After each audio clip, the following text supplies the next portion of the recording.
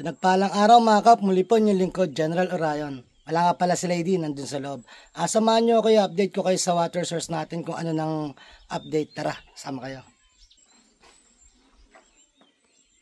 Halos may isang buwan na rin pala namin inaayos yung balong namin. Bali, in-upgrade namin. Bali doon nagmumula yung ginagawa namin or sa balong. Bali dyan nagmumula yung tubig mga kap, tapos umaangat siya dito. So dito may ano tayo.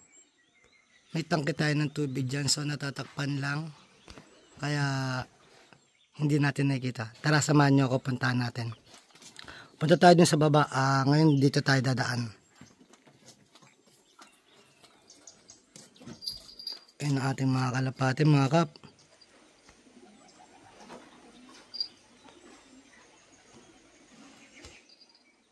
Tara.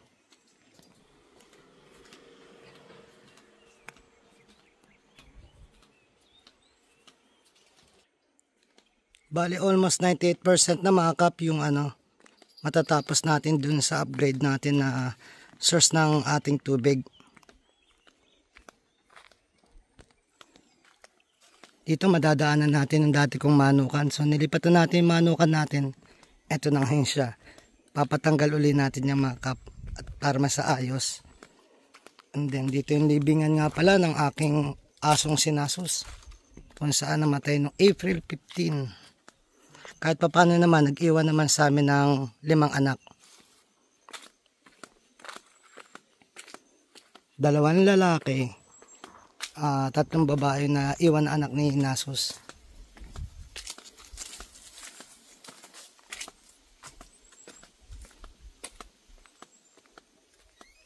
Dito may kita pa rin natin mga kap na tuyo pa yung sapa.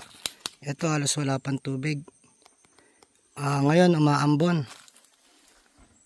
Check natin sila. Sana bago magtag-ulan, matapos natin itong ating water source. Bali ginawa natin ito yung time talaga ng kasagsagan ng pagtuyo or ilang buwan na walang ulan. Upya.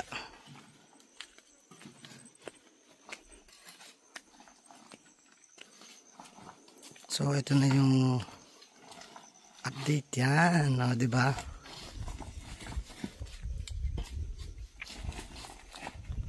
Ito yung swimming pool ni Arnel. Ginagawa niya yung swimming pool niya.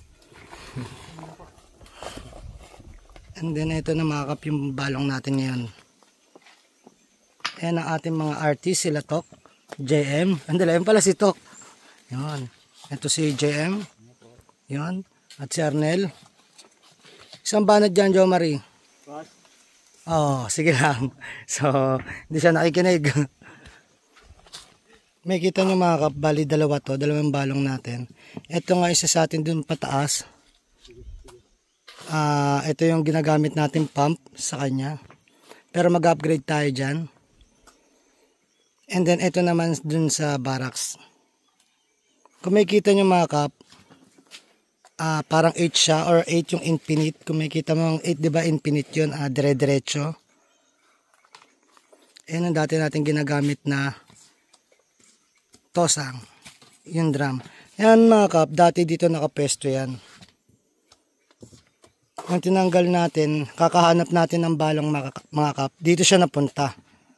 Yan, umusog ng umusog yung tubig.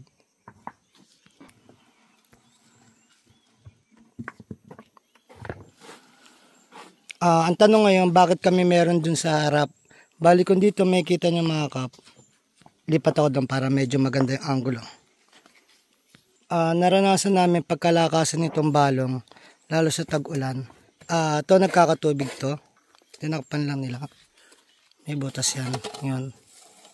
So nagkakatubig yan, malakas yung tubig nyo. Nilagyan din namin to para didiretso doon. Yung magiging tubig nito sa loob, kung makikita nyo, may nakalabas kami mga pipe. Yan mga pipe na yan mga kap, nakatagos yan hanggang dun sa loob. Bali, etong tosang na to nakapaligid sa kanya na mga ganyang bato. Mga ganito mga kap yan. Nakapaligid dyan sa tosang na yan, dyan sa 2 na yan. Pagkatapos namin paligiran mga ganyang bato, nilagyan namin ng mga bakal na ginawa naming sawa-sawali dito sa flooring niya. Sa tag-ulan yan mga kap, hanggang dito yung tubig niyan. So ngayon may kita natin kung ano na magiging pagbabago ngayong meron na siyang panibagong bahay. Dito may kita nyo may hukay siya. Dito yung dati niyang lalagyanan ng water source or to. Dati kasi mga kap kinakalawang no? Kaya pinalitan na natin ng bato. Na kung saan nag-improvise tayo na ang gamit natin yung mga gulong. Yan. Tapos, yung mga hinukay dito naibalik uli din namin doon, yung mga lupa. Almost 98% na yan mga kap, matatapos na rin. Nandito rin yung isang balong natin dati mga kap, bali. Ito may kita na natin na tuyo. Isa rin to sa i-upgrade namin. Yan, so, kung sisilipin natin, wala ng tubig.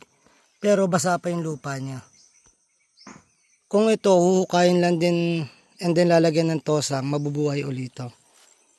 Kasi dito basa pa siya. Bali nagpapagana nga pala ng kuryente natin dito mga kap is solar. Nasa 1 horsepower yan. Pag nag-upgrade tayo ng pump, ang gagamitin na natin yung submersible or yung nilulubog na dun sa loob ng tosang. Yung mismong pump. Silipin natin loob. So, madilim mga kap. Dilim. Diba? Para siyang 8 or infinite. Bakit infinite? Kasi kung makikita nyo 8 dire-diretso mga kap. Yung 1 diba may hangganan, 2 may hangganan. Yung 0 at saka yung 8 dire-diretso lang siya. Yun. Kaya sinabi ko yung 8 is infinite.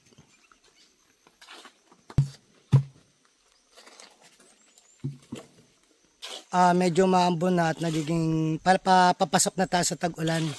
Kahit papaano nakahabol tayo dun sa pag-upgrade natin ng ating water source.